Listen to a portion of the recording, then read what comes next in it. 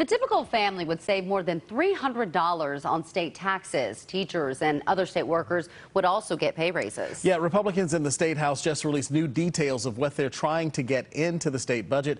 Capitol reporter Michael Hyland live for us tonight in Raleigh with much more on how this impacts you. Michael. Yeah, a lot of what we heard today is going to change because Republicans still have to negotiate with Democratic Governor Roy Cooper about all of this. But we're already several weeks into the fiscal year with no clear resolution yet.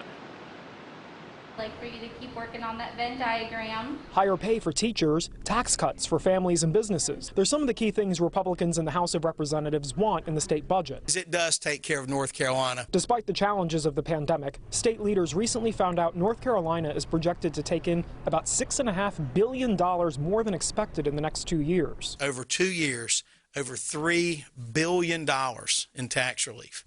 That's one of the largest tax cuts seen in the history of this state.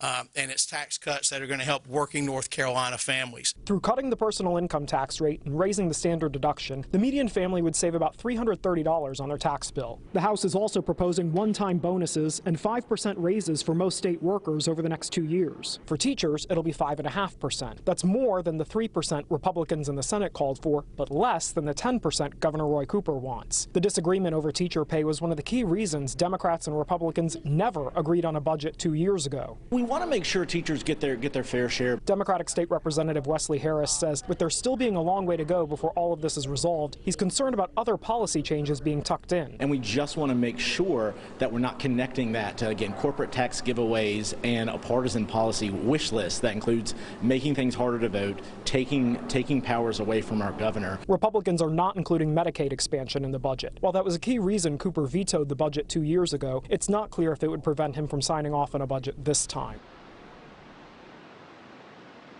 House leaders aim to pass their version of the budget by Thursday. Then they're going to have to try to resolve differences with the Senate and see if they can get an agreement that Governor Cooper would actually sign.